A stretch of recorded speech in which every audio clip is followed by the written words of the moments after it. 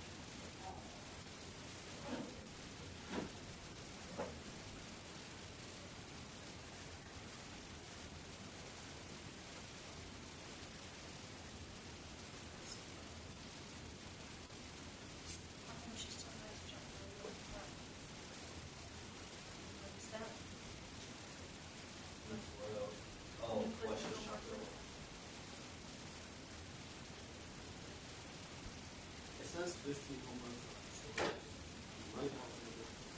But it don't.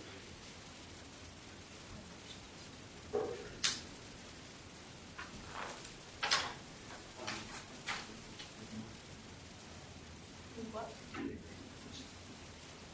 I haven't acted for people. Oh, when? I'm so close.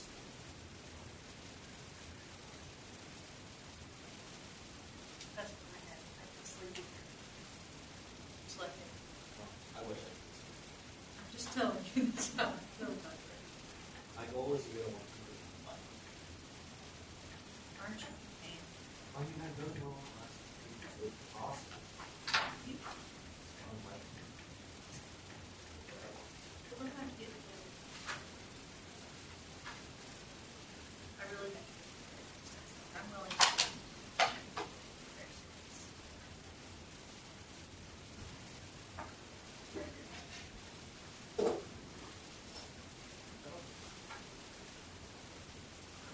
I'm right. And it felt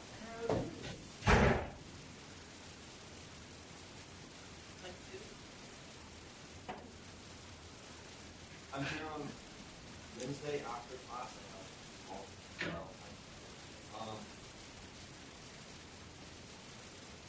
final is I only have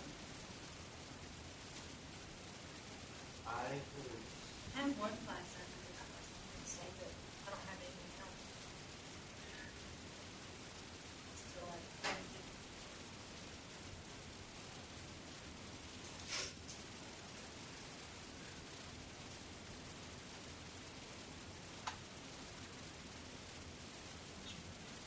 on Friday. I don't know.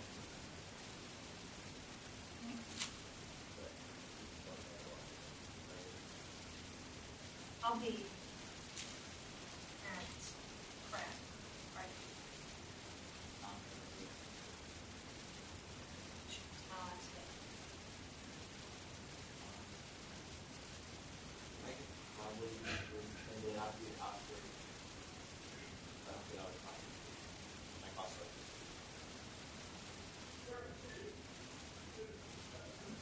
I'll wait for you. I have options.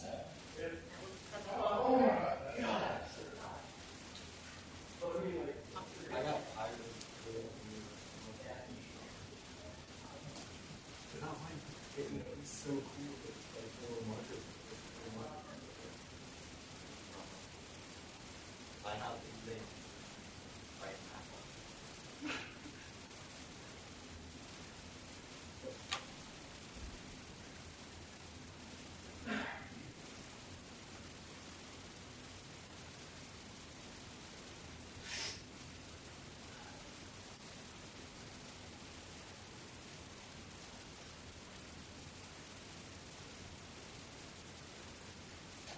So, other than cafeteria and statistics,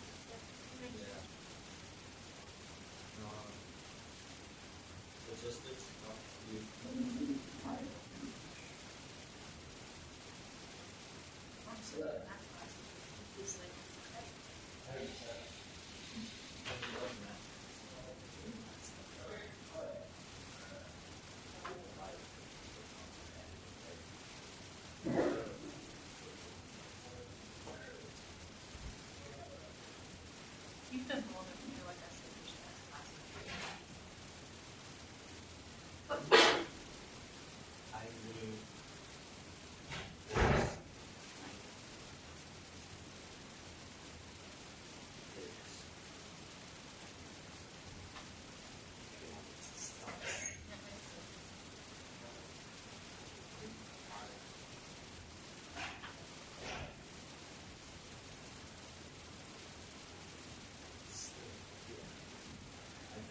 I don't think anybody.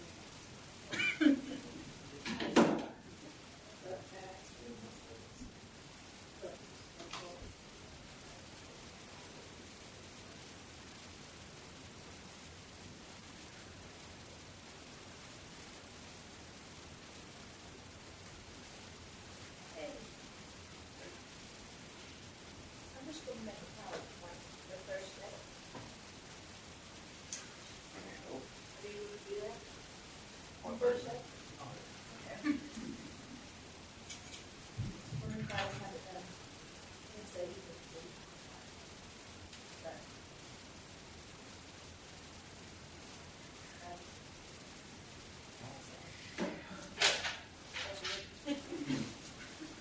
I don't blame you.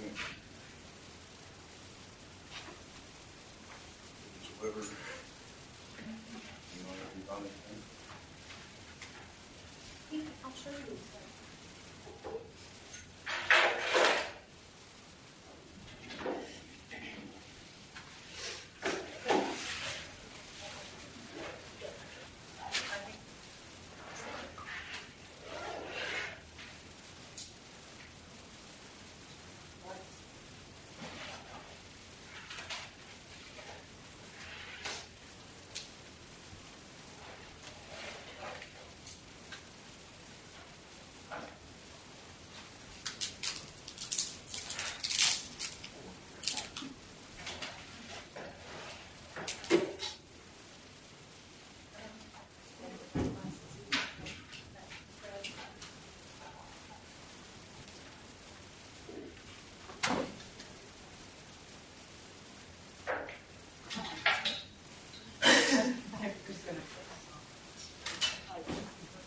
I took a look at the first question and went, oh, I can do that, and I just did the rest.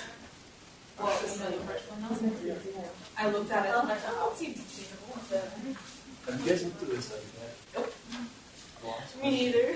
Lost Guys, questions can we just for- look at for- I think we need to like. I think so too. I'm free for this class, but also have lots of people through reflections for math methods. I was like, oh, that's easy. I was like, it's not asking. I like how the emails basically that our program reports were shit. I asked Jenna, I was like, I didn't do mine so much. I asked Jenna, I was like, did you get that email about making reviews better? And he was like, yeah, I think everyone knows. I'm gonna take that. He's like, yeah, probably. I'm pretty sure it doesn't make it so though. Hey, I'm just excited because now I have till Wednesday to do something that I didn't do. The last question said for Have you done the policy paper? You should I don't- start sooner rather than later. I don't know. Put it in tomorrow. Like, It's not even happening. how long is the exam? 8 minutes. It's Oh. supposed to be 5 to 7. I'm going. Well, I can bust out 5 pages. well, you're supposed to make it like as real as possible. Like extra stuff around the time it's done. So Wait, we can make slides out of it? apparently, Since when? you never expected to change it. Then I'm not. Exactly. Then I'm not doing it. That is so stupid. But Not this close.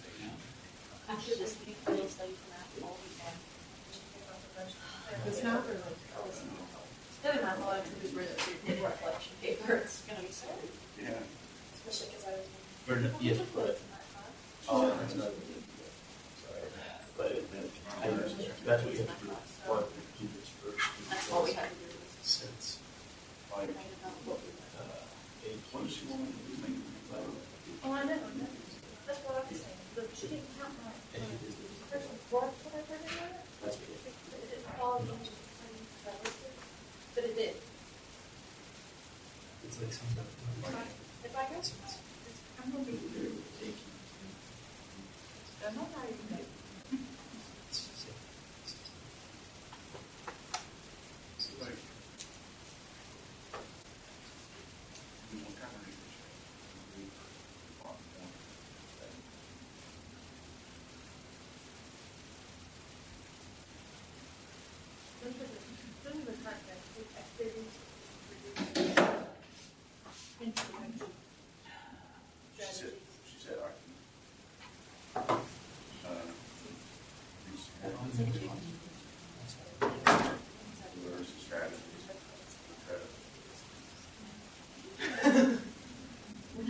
Oh, just like comes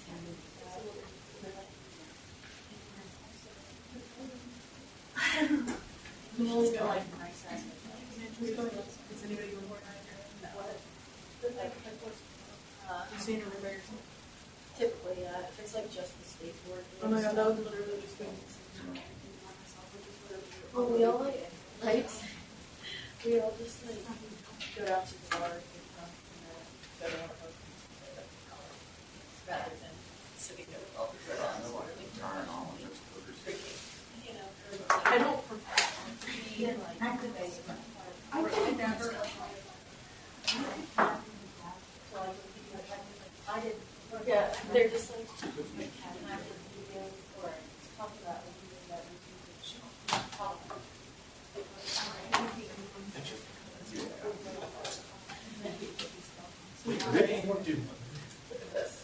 Wait, what? I had another some dude. Is that the study guy? You remember if there was 14 or 15? Look, so this is what I did. I did Not do a solo. I did well. All I did was this. Yeah. Like, Those you're are supposed to the stop. social stuff. You're so welcome. That's what Eric says. I'm not like your socks off. It would make your hair good. Save some. Let's see what's happening on my corner. Nothing really good. It's good Friday. What is? Reflections.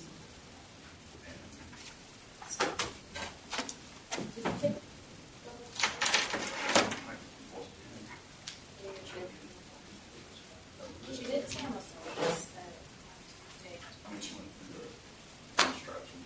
is that due tomorrow? It says I'm so happy. If it's not you.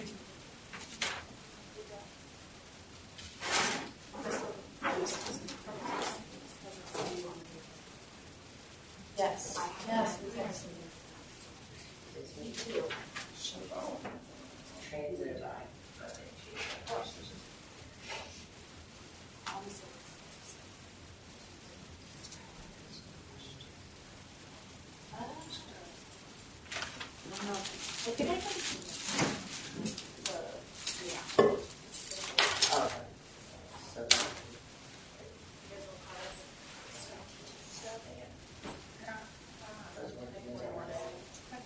Megan.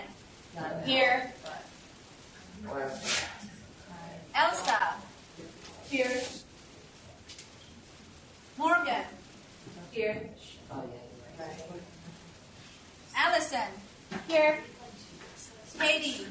Here.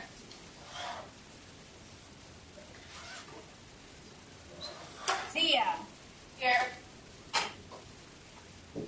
Catherine. Here. Curtis. Here. Okay.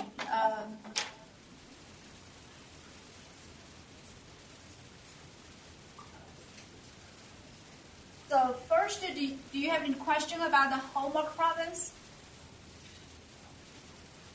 No? Can you go over the practice test? Well, first of all, number 13 says the map shown below, but there is no map. Two of the problems will be crossed out because we didn't cover them. I will let you know in a second. So let me first make sure nobody has questions about the homework problems. So nobody has any question about the homework, right? Okay. So if not, we can look at the practice again. Okay. So depending on the time, so I probably won't have time. If you have a lot of questions today, I probably won't cover anything new. So the last, most likely, yeah, I think we can go ahead and cross out the number 13, the last one. There is another question, number 9. I guess we will. I think I first answer your questions about anything except 9 and 13. So you see if you have trouble doing any of the other questions. I may need to cross out number 9 also. Okay, so let's start from page 1. Any question about the problems on page 1? Number 1. Number 1? Did we do something similar to this on the second exam? I did want to talk about, most of the students did well on the second exam. There are a few questions that some students missed on the second exam. I think one of them was on the second exam. One of the questions was if what we had was a square. If a square is a multiple of 3, then a is a multiple of 3.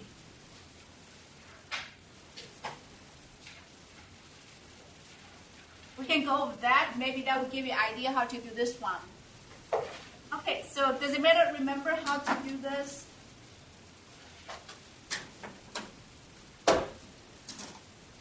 Is it supposed to be a squared? Yeah, I mean the practice exam is a third. Okay, but okay. yeah, I would do a squared. A third should be similar. I think this is one of the questions either on the practice exam or on the second practice exam or on the second exam. Anybody remember how to do this? By way of contradiction? Yes. Okay. We did something similar, like if a squared is even, then a is even. Remember that? Okay, so it's all the same type of question. You have to do it by, first of all, you have to know that you have to do it by way of contradiction, indirect proof. So either way, whenever you do indirect proof, we will negate the statement that we need to prove. So maybe we should go over that question. If a squared is even, a is even. And remember, a is even means what? I can rephrase it the same way as this question. Even means a is a multiple of what? What number? An even number is a multiple of 2. Yes, that's right. Okay. So all of these are same type of question. Pretty much they ask you to prove if a squared is a multiple of 2, then a is a multiple of 2. They can change it to a third power, or multiple of 3, or multiple of 5, something like that. So the way you do this type of questions always going to be the same. So we do indirect proof by way of contradiction. Suppose what? You're going to negate that. What would be the negation of a is a multiple of 2? A is not a multiple of 2. So we'll say suppose that a is not a multiple of 2. So in that case, in my case, in this, let's call it 1, 2. So you would say suppose that a is not a multiple of 3. So in your homework practice exam, on your practice exam, you're going to be the same thing, say the same things. So that's always the first thing you do. Okay, so the next thing is, what conclusion will follow from this negation? If a is not a multiple of 2, what kind of number is a? Odd. It's odd, or what? So a is odd, or you can describe it symbolically. A equals what? 2k plus 1. K is an integer, right? Okay, so you always, following from your assumption, your supposition, you will say that if A is not a multiple of 2, then A has to be odd, or a multiple of 2 plus 1, right? There are only 2 kinds of numbers, either a multiple of 2 or not a multiple of 2. If it's not a multiple of 2, then it must be a multiple of 2 plus 1. So the same thing, go back to this question. What conclusion will follow from here? If A is not a multiple of 3, what kind of numbers is A?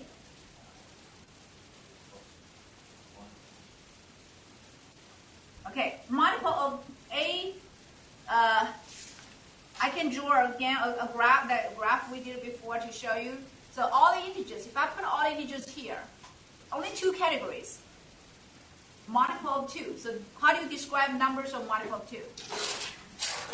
2K, right? So numbers are 2K. If it's not 2K, it has to be 2K plus 1. Could it be, say you made any question about that? Can it be 2K plus 2? If you say, why does it have to be 2K plus 1? Can it be 2K plus 2? 2K plus 2 is the same as 2K, right? Because 2K plus 2, it's even. You can factor out the 2. It's 2 times the integer. This K just represents integer. So if you change it to 2K plus 2, that would be the same as 2K plus 1, which is 2 times K. So that's the same thing. So there are only two kinds of numbers, integers, either 2K or 2K plus 1. So that's why if it's not 2K, not a multiple of 2, which means not 2K, then it has to be 2K plus 1. But what if it's not 3K? So that's when you can divide the integers into 3 categories. It's a multiple of 3. If it's not a multiple of 3, then what? 3K plus 1 and 3K plus 2? Yes. Can it be 3K plus 3? No, because 3K plus 3 is going to be the same as 3K. You factor out of 3, you're going to get 3 times the integer. K plus 1 is still integer. It's a different integer, but it's still integer. So you won't have 3K plus 3. 3K plus 3 will be the same as 3K. 3K plus 4 will be the same as 3K plus 1. So there are only going to be 3 categories. 3K, 3K plus 1, 3K plus 2. Okay. So on the second exam, I noticed that some students said, suppose A is not a multiple of 3. They did get this one right. And then they say A is 2K plus 1. Well, if it's not a multiple of 3, which means it's not 3, 6, 9, it could be 4, 5. You cannot say it must be 2K plus 1. It could be 4, right? So if it's not 3, 6, 9, it could be 4. If it's 4, then it does not necessarily have to be 2K plus 1. When do you get 2K plus 1? If it's not 2K, then you get 2K plus 1. But if it's not 3K, you're going to get the other 2 categories, either 3K plus 1 or 3K plus 2. So we talked about this a few times, that you can divide integers into different categories, especially now, after we learned relations. Chapter 10, we learned relations. Last Monday, we discussed something called equivalence class. Your homework question should have something, your homework, let's see, number 6, under 10.3, number 6, it's exactly the same type of question, like that. So all the integers, you can divide it into 3 categories. Which 3 categories? 3K, 3K plus 1, 3K plus 2, right? Because all the numbers, if they are multiple of 3, then they are equivalent. All the multiples of 3 plus 1, they are equivalent. All the multiples of 3 plus 2 are equivalent. So it goes back to equivalent classes. They're kind of give the same idea. So when you get here, if A is not a multiple of 3, then A is a multiple of 3 plus 1, or a multiple of 3 plus 2. I can just use symbolic form to put A is 3K plus 1, or A is 3K plus 2, where K is an integer. All right, and following that, what will be the next step? Well, we have to find a contradiction. How do we get a contradiction then?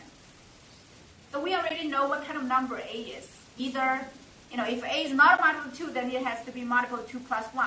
If it's not a multiple of 3, then it has to be multiple of 3 plus 1, or a multiple of 3 plus 2. So what kind of conclusion can we get from this kind of numbers? Contradiction we can find. So go back to the first example. If A is 2K plus 1, I can try to get a contradiction, get a conclusion to contradict what? Contradict this statement that's given. The problem specifically tells us A squared is even, or a multiple of 2.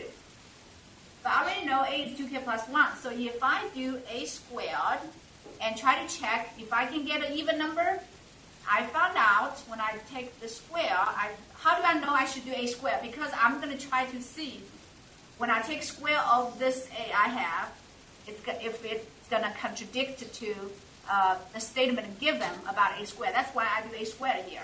So I'm going to get a squared. In your case, you should do what? On your first problem on the practice exam, what should you do when you get there? A cubed equals Yes. 3k plus 1. You have to do a cubed because your sentence given is a cubed is a multiple of 3, right? But again, my example is a square, so I just need to do a square. Which power you should do depends on the statement given. If they tell us squared, I'm going to do a squared.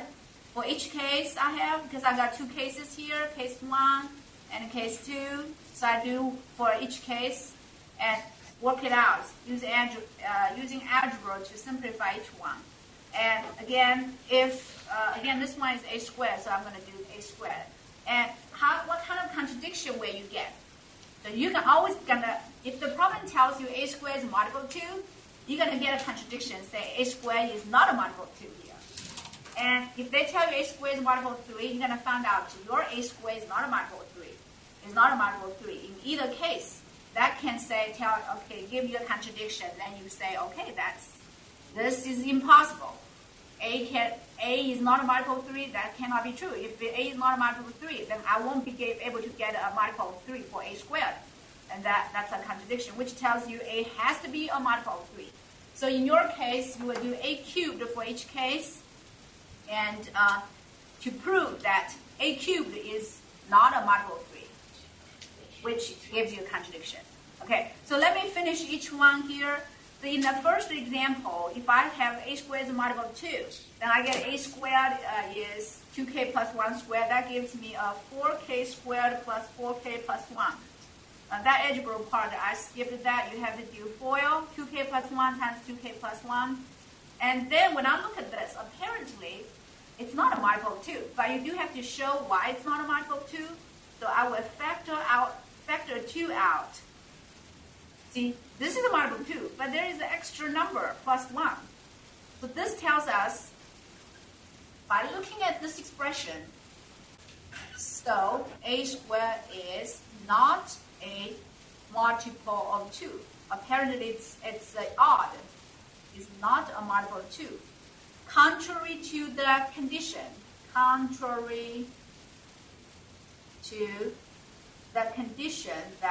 what condition a squared is a multiple of 2. So if you look at these two sentences we got, a squared is not a multiple of 2, but a squared is a multiple of 2. That's a contradiction. Just like saying I am 40, I am not 40. You cannot say anything like that. It's contradicting yourself. So contrary to the condition that a squared is a multiple of 2, kind of out of space. And when you get a contradiction, you can stop right there. The contradiction tells you your assumption, whatever your assumption was wrong. Okay, that cannot be true. A is not a multiple of 2 is false, which means A is a multiple of 2. So similarly, even if you have a multiple of 3, you're going to do the same way. But for a multiple of 3, you're going to have 2 cases. So that's why I have these 2 cases. If it's not a multiple of 3, it can be multiple of 3 plus 1, or it can be a multiple of 3 plus 2. So for each case, you're going to work it out. And you should be able to factor out of 3 times something, something, something. I leave the algebra work to you, and plus 1 there. And the same thing here, you should be able to factor out of 3 times something, something. A long algebraic expression plus 1. Well, what does this tell us? What kind of number is 3 times integer plus 1? Oh, I guess this one could be 8.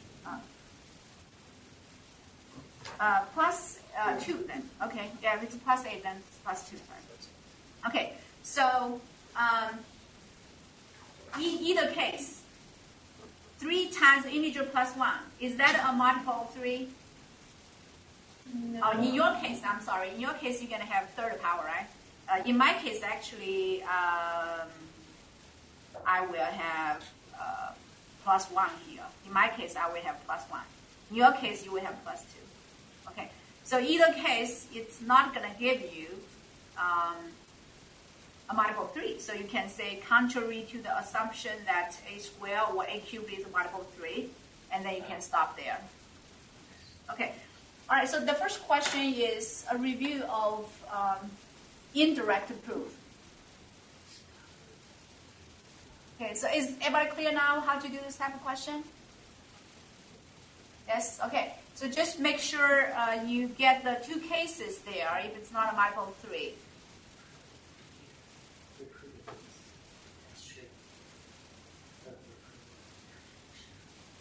Page 1 again. What about number 2 and 3? Do you have a question about number 2 or number 3? So when you do number 2, you will use the conclusion from number 1. Number 3 is mathematical induction. I think on the second exam, a few students made a mistake.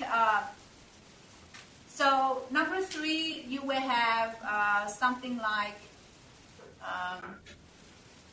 you will have something like this: 3k 13 to the k minus 1 equals 4 times. Use a different letter because if you already use k, use let's say L.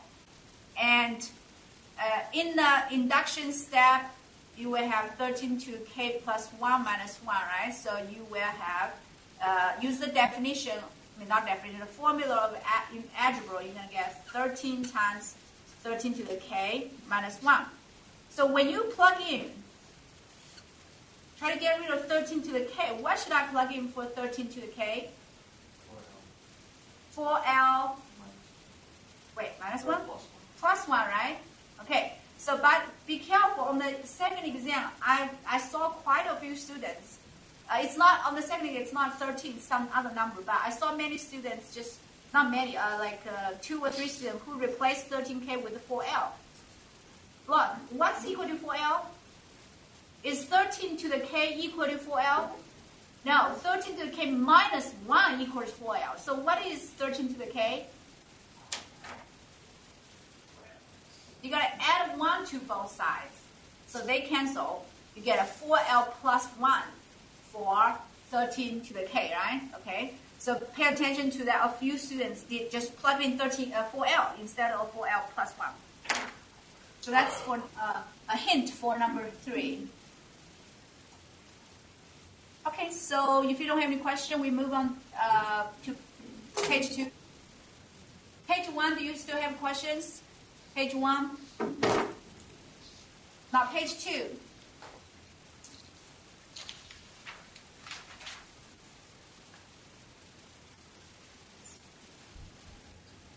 I think number 5 is one of the homework assignments we did before. No question on page 2? Can we do number 4? Number 4? Okay, sure. So again, I think I'm going to do something similar. I forgot one we did. Let me see if I have the second exam. We can do the one on the second exam.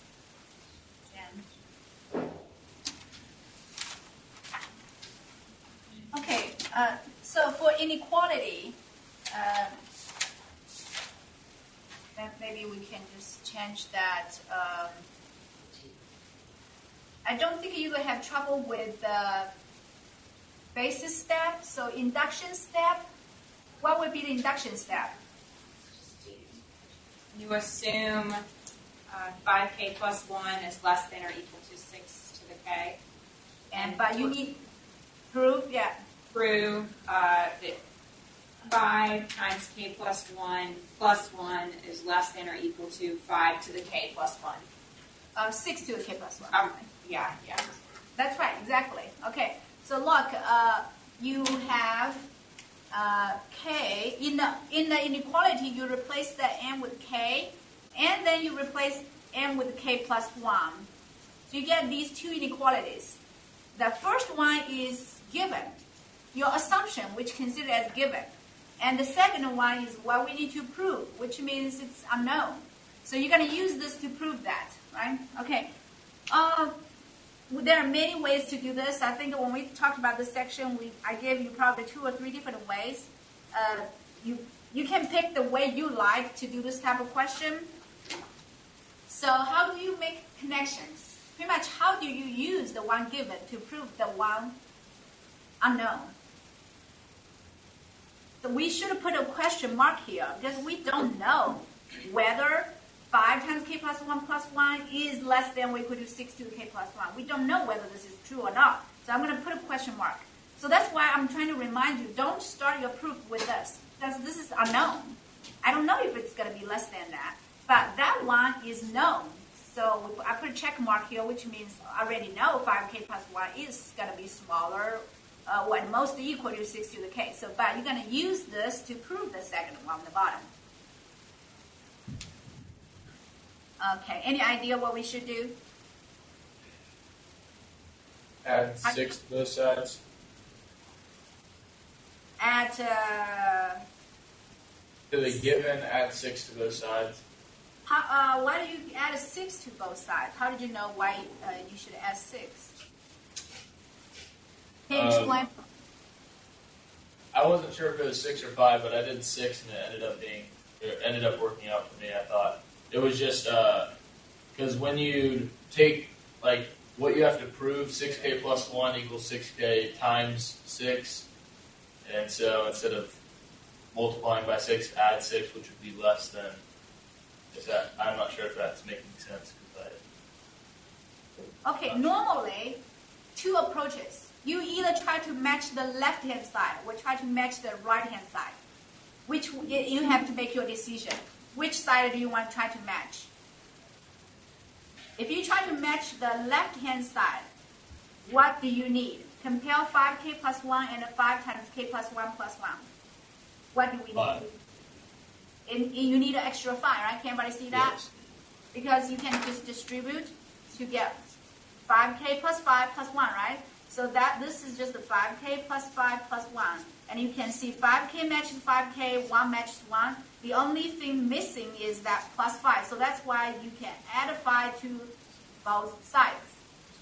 Instead of 6. If you add a 6, I think you will probably still work out with some explanations. But usually I would just try to add 5. Because that will, like I said, there are many ways you can do. It's not going to be a unique way. So if you add a 6, I think it will work out. So, but I will add a 5. So because I'm trying to match the left-hand side, and then all you have to show is 6 to the k plus 5 is going to be smaller than that, right? After you add a 5, see what do we have now? After we add a 5 to both sides, we are going to get 5k plus 5 plus 1.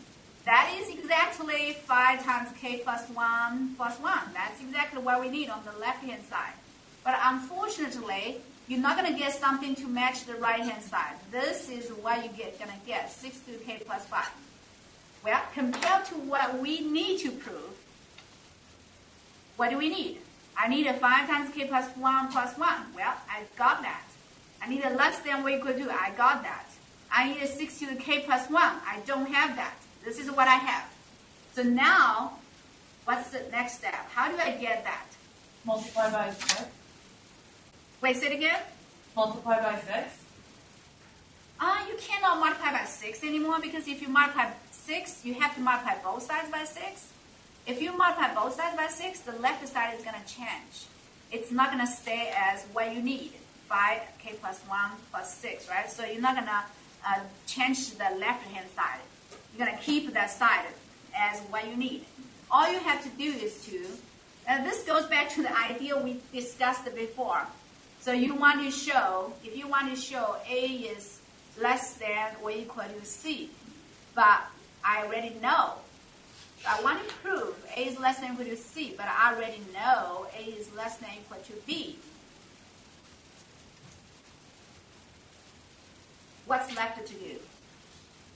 Prove B is less than or equal to C. Yes. So if I can prove B is less than or equal to C. Look, A is less than or equal to B. That's given. I already have that. which is like, I already know this is my A, less than or equal to, this is my B, but I don't need a B, I need a C there. I want to prove this A is less than or equal to C. It's a different number. But if I can prove B, that my B is less than or equal to C, combining these two, what conclusion can you get? A is smaller than B, B is smaller than C. What follows from that? A is less than or equal to C. Yes, that's the transitive property, right? Okay, so you will get that. So this, go back to that. I already know this A is smaller than this B, and this A is smaller than that C is what I need to prove. So what's left to do? What should I do to get that? Probably I can rewrite it clearly so you can see better. So what's given? What's known? I already know 5 times k plus 1 is less than or equal to 6 to the k plus 5. This is what I got by adding 5 to both sides. So this is known. But what I need to prove is 5 to the k plus 1 is less than 6 to the k plus 1. That is just by replacing m with the k plus 1 in the original inequality. So, what should I do? What else should I prove to get that conclusion? What's left to do? We just have to, imply that 6k plus 5 is going to be less than 6k times 6. Yes, that's right. If you can prove that, okay, you do have to prove that. Exactly what you said. So if I can prove this number, whatever that is smaller than that, then of course. So this is like our A, less than or equal to B. If I can prove, we want to prove A is less than or equal to C. So if I can prove B is smaller than C, then A is going to be smaller than C, right? So if compare A and B, which one is bigger? A and B, which one is bigger? I call this one A, I call that one B. B is bigger, right? If I can prove the bigger number is smaller than 6 to k plus 1, what do you think the smaller number will be?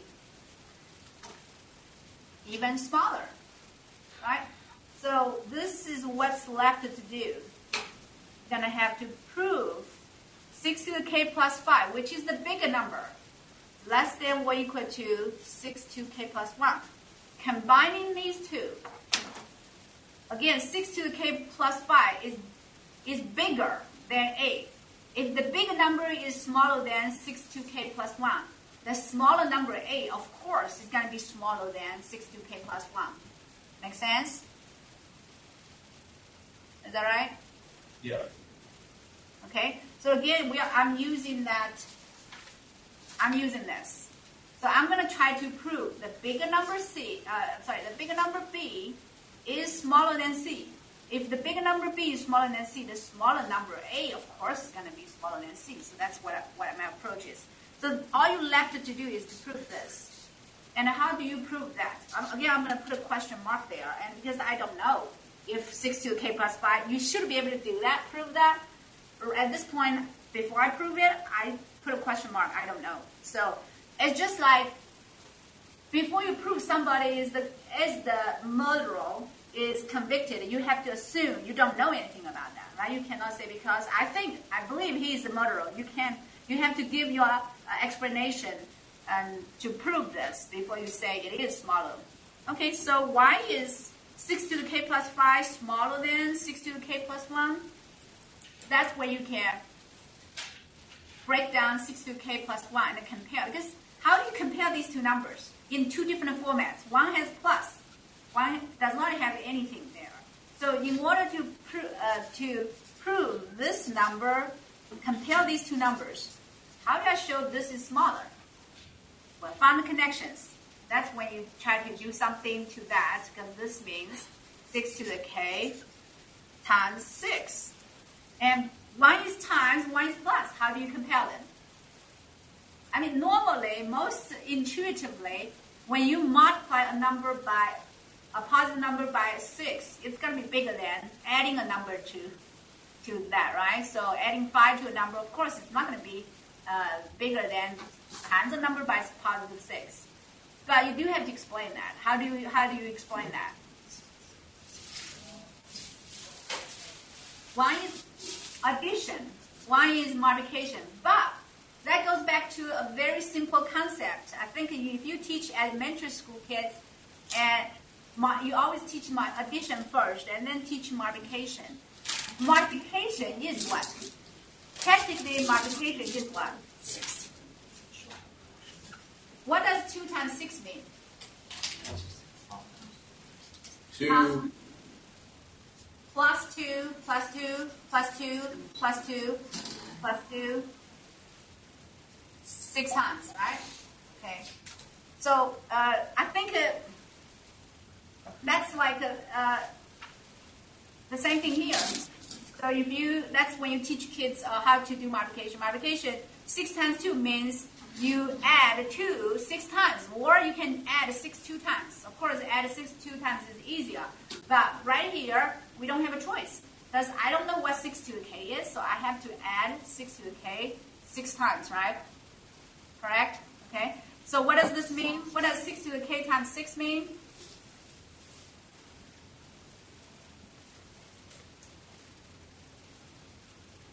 What does 6 to the k times 6 mean? 6 to the k 6 times. You add 6 to the k 6 times, right? So you can change this to addition. Now you can compare. Compare these two numbers. Which one is 1, 2, 3, 4, 5, and one more? So you, instead of comparing these two numbers, you're going to compare these two. Can you tell now which one is bigger, which one is smaller? These two numbers I circled. Can you tell now?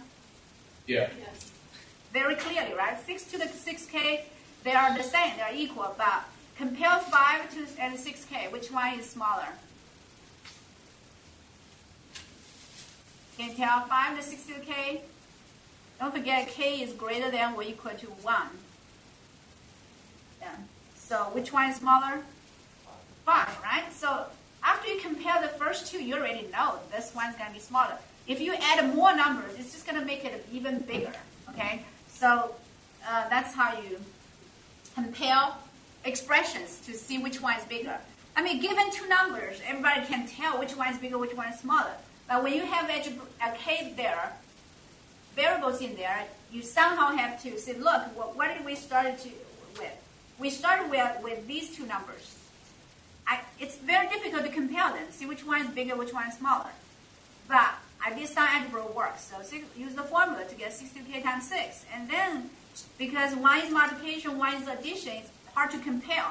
And that's why I changed multiplication to addition. And so I can compare which one is bigger. Okay.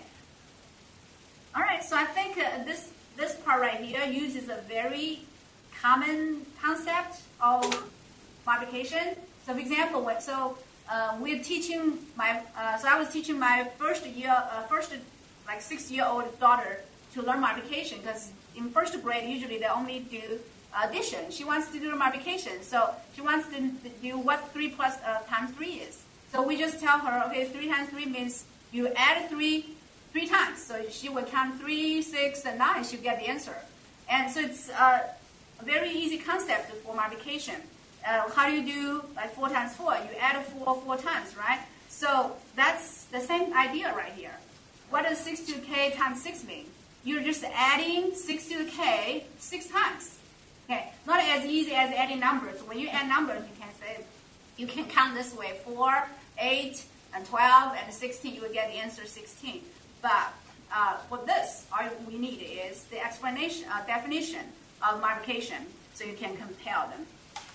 Okay, so when you write it, you might need to write it backwards. So on Wednesday, I will give you the correct way of writing the solution. Here, what I'm giving you, the hint is my thinking. So this is what I need to do next.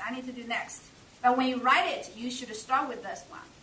Say, okay, k plus 5 is smaller than this big number right there, which means 62k plus 5 is smaller than 62k plus 1. If this is smaller than that, that gives you the even smaller number A going to be smaller than 62k plus 1. Okay. All right. You can go back, if you have trouble doing this type of question, go back to do the second exam. There is a similar question there, and also on the practice exam, also in the homework, in a mathematical induction section. Okay, any other question about the this problem?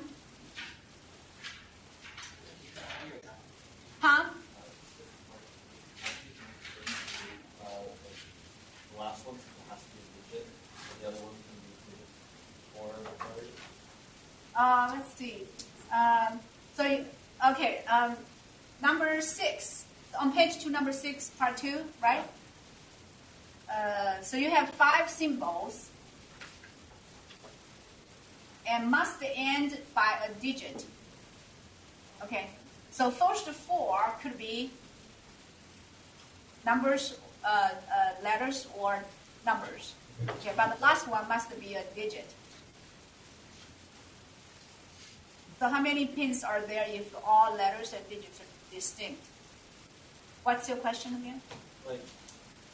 So the first 4 can be digits or letters? Yes. But the last one can be 10 for digits still, or we 9? You will have to deal, usually you will have most, so when you do this type of question, if there's any place or any number is special, you should always deal with the special one. So the last one, if you try to do the first place, say, okay, how many options do I have here? 23. How many? You will be like 26 plus what? 10. It will be 36, right?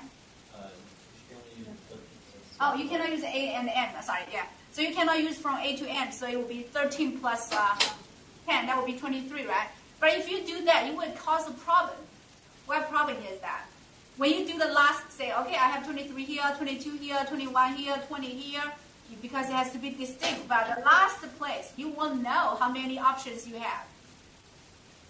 You know that? Because what if I use all digits here? Say I use the 1 times 2 times 3 times 4. Then that will leave you how many options? 6 options, right? But what if I use the letter here? Say I use the X here.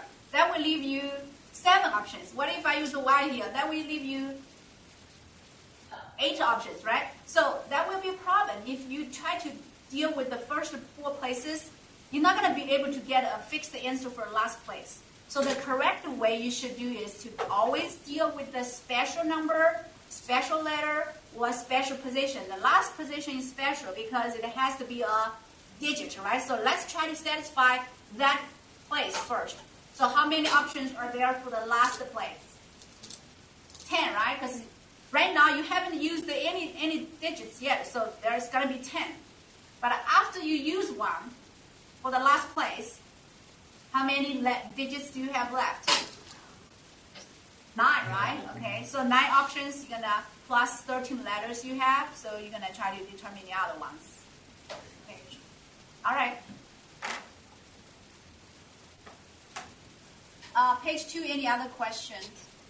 I have another question about number 6. For part Yes. 2. For part 2. Yeah.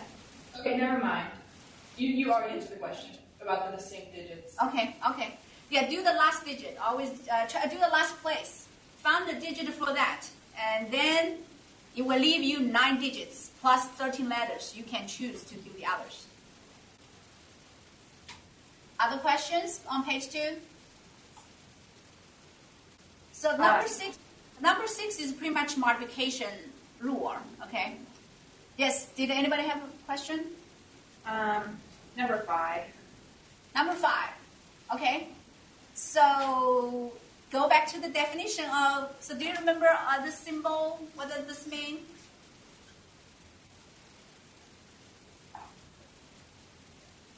When you see the symbol, what does that mean? If I put it subset, what's the definition of subset? All elements of X are also elements of Y. Yes, that's right. So that's why you need to prove. So pretty much they want you to prove, not X and Y, they want you to prove A is a subset of B intersection C. So which means you need to show what? All elements of A are going to be elements of the intersection, okay? But how would you show all elements of A will be the subset will be the elements of B intersection with C? You pick one. Because how do you write down all elements? All elements? Because you don't know which elements you're talking about, right? So we just use X to represent all elements. So all you have to do is to show an element of X from A is also element of B intersection C. So that's why you need to prove.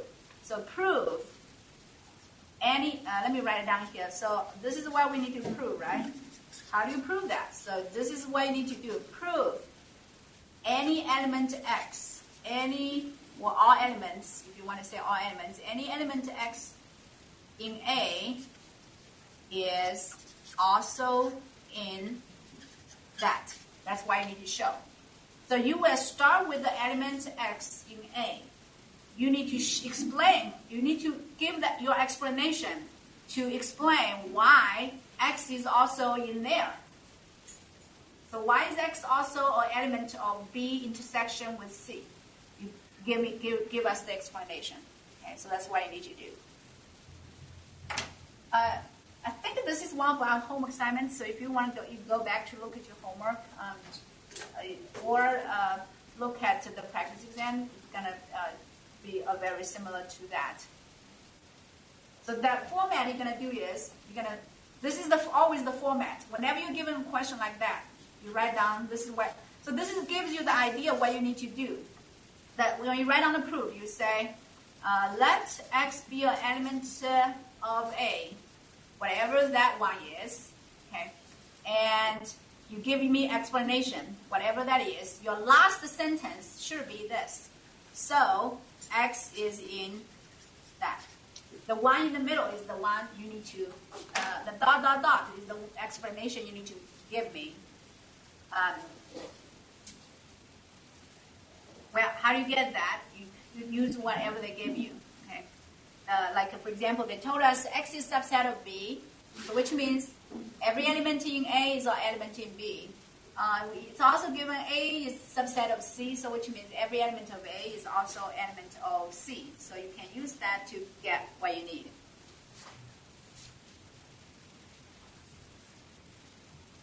All right. Now, any other question on page 2? Now let's move on to page 3.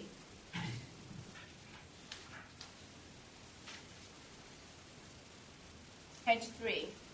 7.2 or 7II. Would that just be the same type of thing as what we just did on number 6? Not exactly, because this one you got to use the combination formula. All right. So I just don't know how to do that one then. We can look at the homework questions we did. Let's see, chapter 6.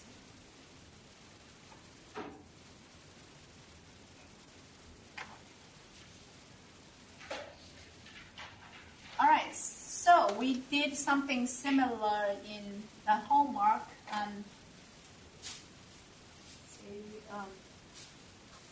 6.4, number 7.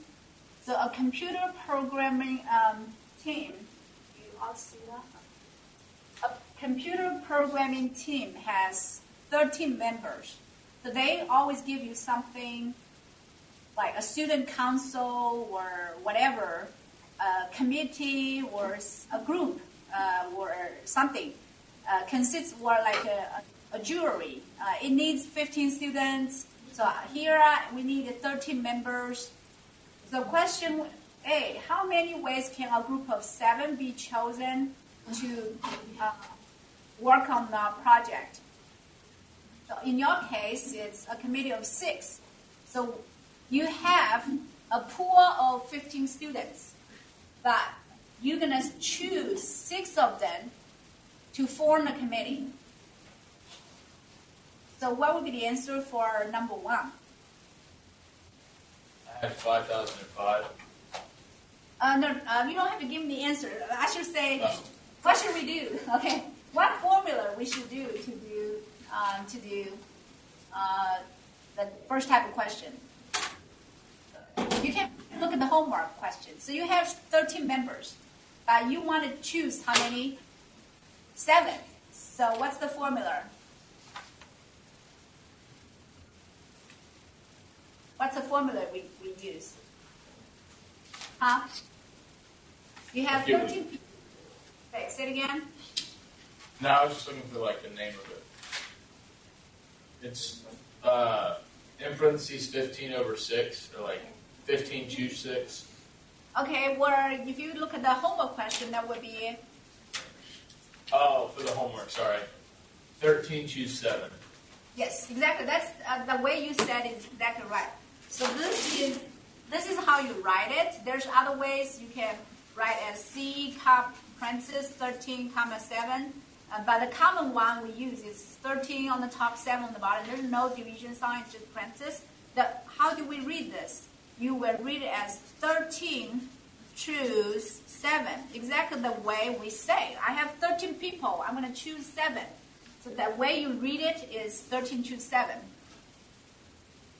And does everyone know how to calculate 13 choose 7?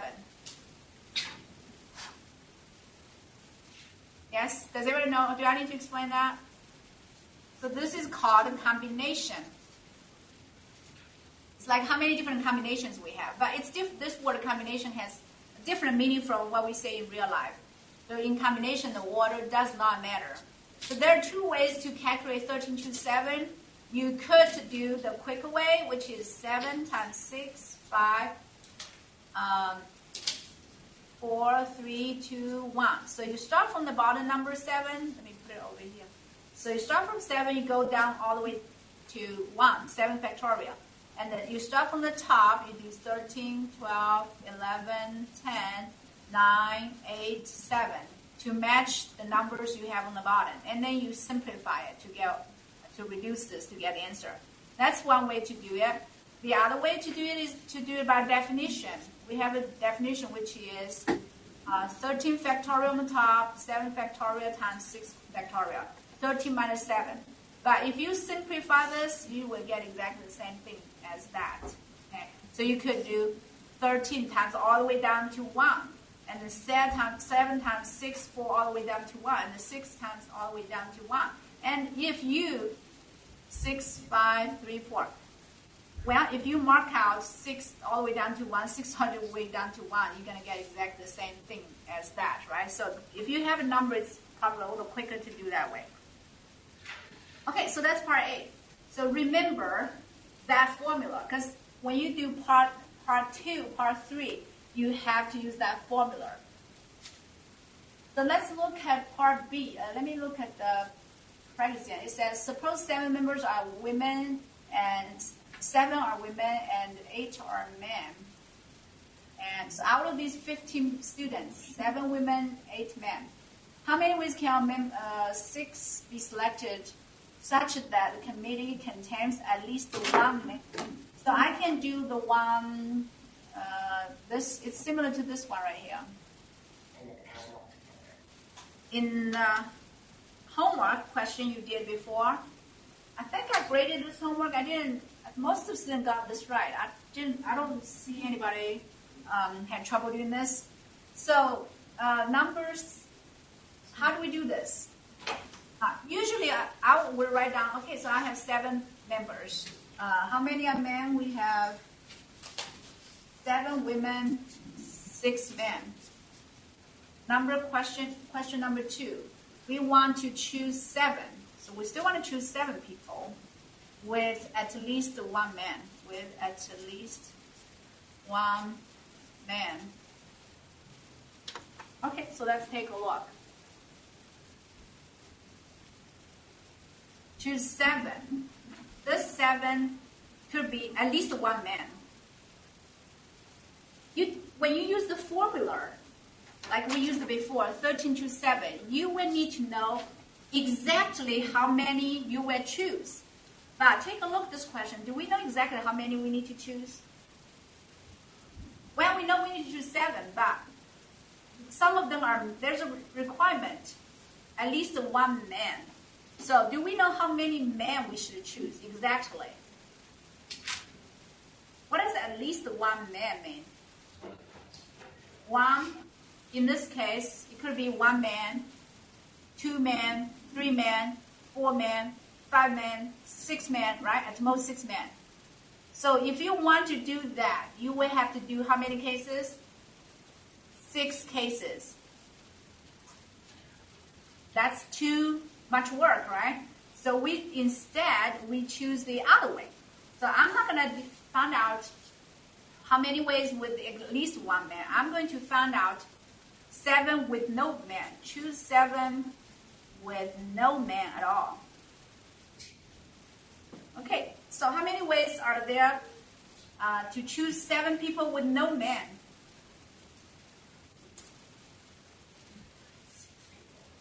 List how many men, how many women. With no man, what does that mean? 7, choose 7 women. Choose 7 women. Okay, so how many ways are there to choose 7 women? How many women do we have? 7, choose 7, right? So that's what we have. We have 7 women. We want to choose 7 women. So you do 7, choose 7, which gives us 1 way. So there's only 1 way. You can choose 7 members with 7 women with no man. Okay, but how do we go back to the question we want to do? At least 1 man.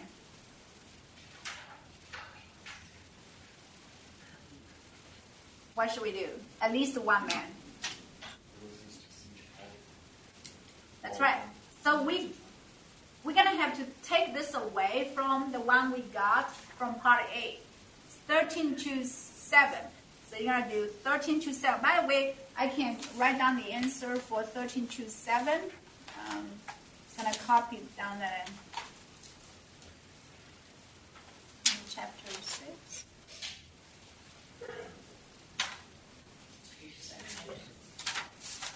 So 13 to 7 is equal to 1,000. If you simplify this, you should get 1,716. So what does this number tell us? 1,716. There are 1,716 ways to choose 7 members, including all kinds of cases. No man, 1 man, 2 men, 3 men, 4 men, 5 men, 6 men. So I'll take that and subtract 1. That will give us what?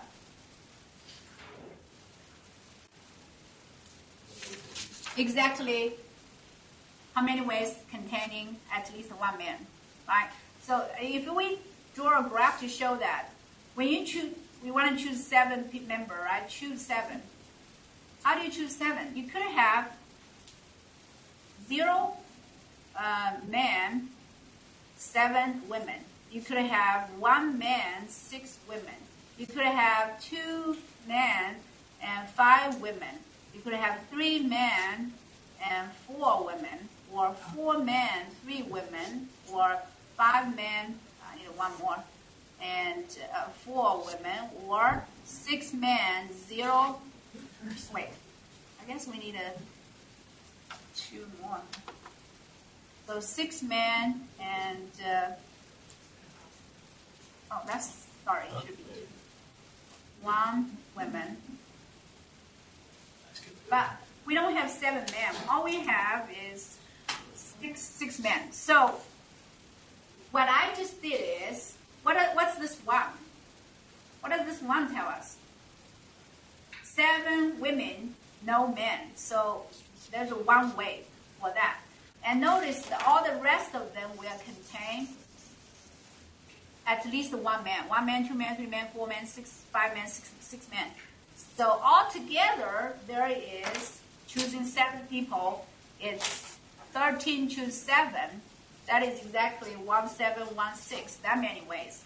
But only one way will give you 7 women, no men at all. So if I subtract 1 from there, that will give me the rest of them. All of these should be 1,715 ways of choosing at least 1 man. Okay, so we're going to do subtraction, which is much better, much quicker than doing 6 cases. There is a different way to do the question. You're going to have to find out 1 man, 6 women. How many ways are there? Find out how many here, how many here, how many here, how many here, how many here. So how many ways to choose 1 man, 6 women? 2 men, 5 women, 3 men, 4 women, and add all of them together. You should still get 1,715. But that is too tedious. You got to do 6 cases. It's much better to find out how many ways to choose 7 women, no men, and subtract it from there. That will give you the rest of it. Okay. So that's how you do number 2, at least 1 man. Number 3, refuse to work together. So 2 members refuse to work together. I think we have something similar like this one, number C. So if 2 of them refuse to work together, out of these 13 people,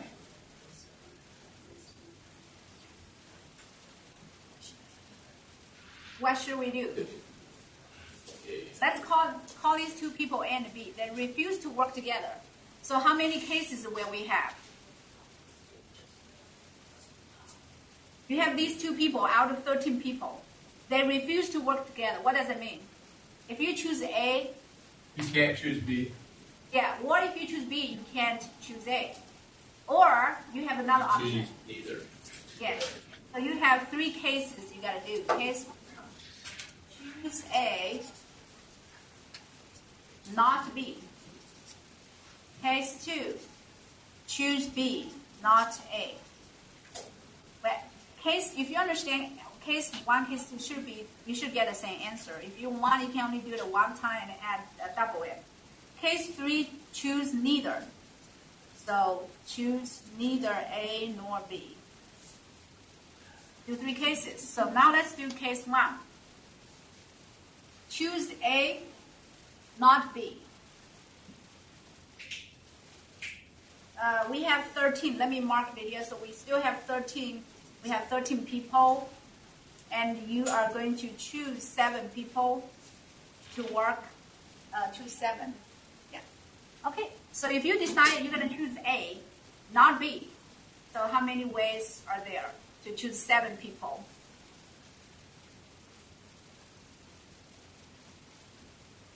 You've decided you're going to choose A already. So you already got 1 member, right? So how many more do we need?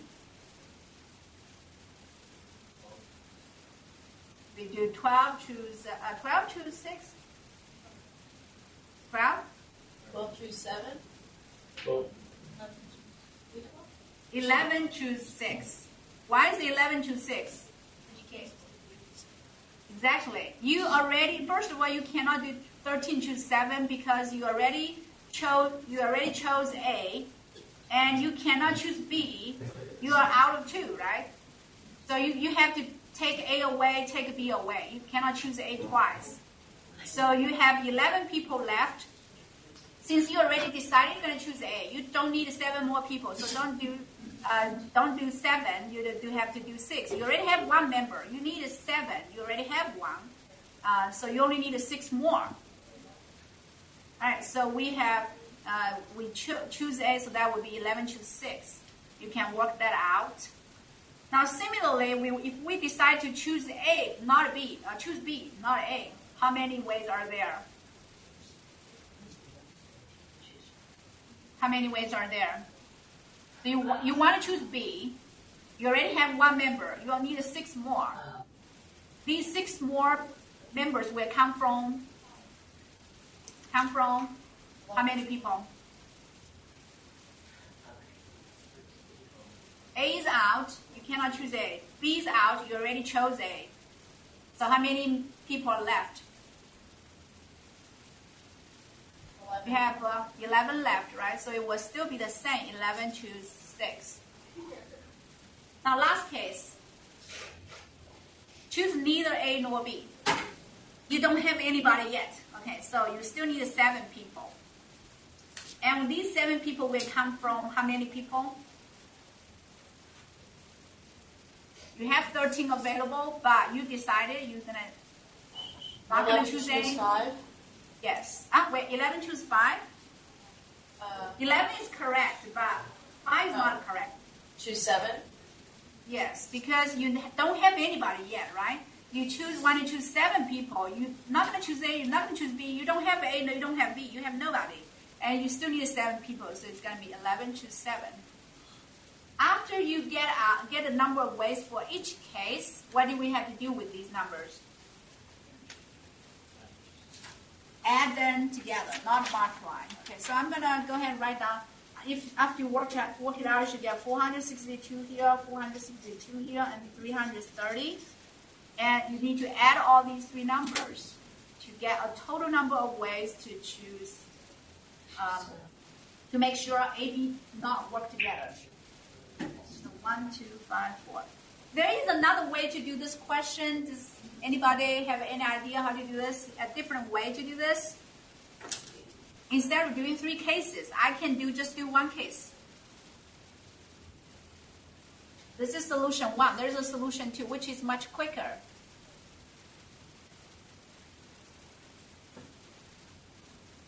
Anybody? Do subtraction. The same idea we did before. So when you choose 7 people, how many possibilities? You have A but not B. You have chosen B but not A. You're not going to choose A, not going to choose B. What is the other option? A and B. You choose both A and B, but again, that's not what we wanted, right? Okay, so what's the other way to do the problem? Yes, that's right. So instead of trying, what I just did is this. Okay, that's case 1, that's case 2, and that's case 3. I found out case 1, there are 462 ways. Case 2, 462 ways. Case 3, 330 ways. I did all that. And add them together, I got 1,254. But there's a quick way. And we don't want A and B to work together, but we can find out how many ways are there to choose A and B. So how many ways are there to choose 7 people with A and B selected? That would be 11 choose 5. That would be 11 choose 5 because you already have A and B. You got 2 members. You need 5 more members. These 5 more members will come from the other 11 people, not including A and B. So we're going to find out 11 choose 5 is equal to 462. So how do I get this many ways?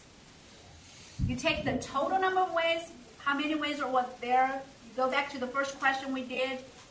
If you choose 7 people without any worrying about A or B, there was 13 choose 7, 1,760 ways. So altogether, these 4 cases, all the 4 cases should be together 1,716.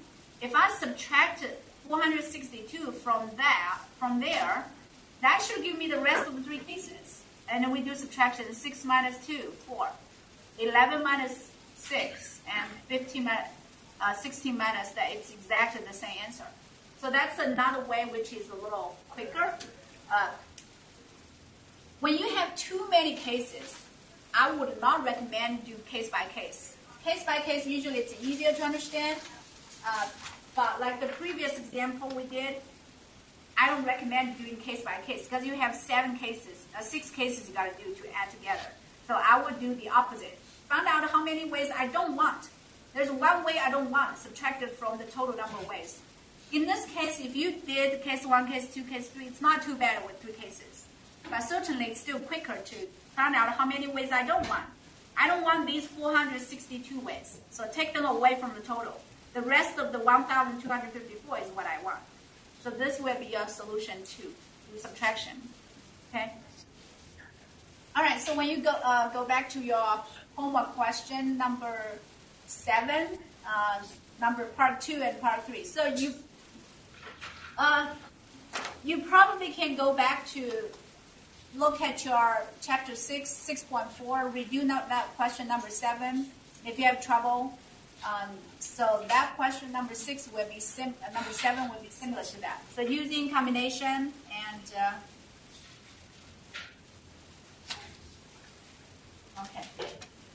combination formula to do this type of question. Okay, on page 3, don't worry about number 9. I guess we can go ahead and cross out number 9. You can cross out number 9. It's we're using a theory called the pigeonhole principle, but since I didn't have time to cover this, you can cross out that one. Okay, now page 3. Any other question? Number 10. Number 10 will be similar to your homework question. Number 10. Okay, so the number 10, if you look at your homework question, chapter 10, 10.1, did we do the same one like that? Let's see. What we did was greater than or equal to or equal to, and have a common factor. So you can look at this question here. So how is this relation defined? How is this relation defined? M divides N. Convert this to English sentence. It's like saying the first number M divides the second number M. If it's true, you will say yes. If it's not true, then you will say no. So the first part, what does this mean? Is 5p25, what does that mean? Does 5 plug into the relation p here? Does the first number 5 divide the second number 25? So that's what the relation p means. The same for the others. And then you're going to determine whether the relation is reflexive, symmetric, and transitive. And then you're going to use the definition. So like I said, you have to memorize all these definitions. So let's go over those 4 properties again. So what is the definition of reflexive? Anybody remember?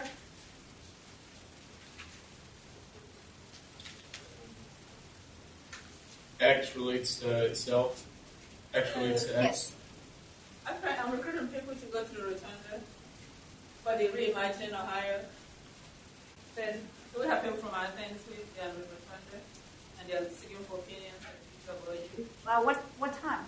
They're there from 11 to 2. 11 to 2. And you go and they have posters and they have different questions, you just respond to questions, put it on the board. It took me 10 minutes. So, Okay. but the more gives an idea that we have, the better. Help us. Okay. Thank you. Thank you. Okay, so somebody said, can you repeat reflexive? X relates to X. X. And, well, what's the better way to say that? So any X is related to X itself, right? So English words would be X is related to X. Okay. What about symmetric property? It's going to be a conditional statement. If what, then what? Yes, very good. If X is related to Y, then you need to prove Y is related to X. I mean, you need to determine. If the answer is yes, Y is related to X, then you say yes. If Y is not related to X, then you say no. Now, what about transitive? If something and something, then something. Anybody remember? Mm-hmm. Yes. So there will be 3 numbers, X, Y, Z. If X is related to Y and Y is related to Z, you need to determine whether X is related to Z. If yes, then it is transitive. If not, then it's not transitive. So in this case, for the first three questions, 5P25 or 2P27 is 8P8. You are given specific numbers, but when you do number 2, you cannot use specific numbers. You just have to use those variables, x, y, and z. If it's not, it's easy. You can give me a counterexample. But if it is yes, you have to use just the variable. So for example, in the first case, you have to prove does x, so this is your first number. That's the first number. And this is the second number. We always have to follow this order. So whichever you say first, it's going to be your first. So this is your first, that's the second, first and second. That's the first, second, first, second, first, and second. So let's plug in the relation here for this question. So how do you know whether this relation is reflexive given in number 10 on page 3? You are checking whether x, first number x divides the second number x. All right, the second, how do you know it's symmetric? If x divides y, does y divide x? That's the second one. If x divides y and y divides z, does x divide z? That's the third question. Okay? All right, if yes, then you say yes. If not, if the answer to that question was no, then you say it does not have this property. Okay, page 4. Again, we crossed out the number 13. So just the 11 and 12. Any question? 12. 12? Okay, so remember how we did this wait, there's a homework due today, right? So last time I had an example that I gave you. I can give you something similar. It doesn't have to be. So for example, the one we did before was like 3 divides x minus y. That's how I define x is related to y. So I give you a bunch of numbers, let's say 0, 1, 2, 3, 4. Well, I can do the same like Suzanne. So do you remember how we did this question? And the example I gave you was the major, right? Remember I said that, okay, Elena was middle childhood education, early childhood education, or somebody else is early childhood education, and somebody else was middle childhood education. There's a math major. Right? You remember that? So how do we do equivalent classes? What's the first thing we do? Just pick a number. Pick somebody, right? So I'm going to start with 0. I'm going to pick 0 and see who is going to be in this class. How do we determine that? That's the relation. You have to find out 0 minus which number is a multiple of 3, is divisible by 3. Can you find a number? 0 minus which number is going to be divisible by 3? 0. Yes, 0 is already in there. Anything else? 3. 3 or negative 3, right? That's it. That's the first class. Nothing else. So I got down 3, 0. I did a positive 3, negative 3. I have 4 numbers left. So I'm going to randomly pick 1. So 1 minus which number is going to be divisible by 3? Negative 2. Yes. Anything else? No, right? So 1 and a negative 3 are gone. Your meeting has ended.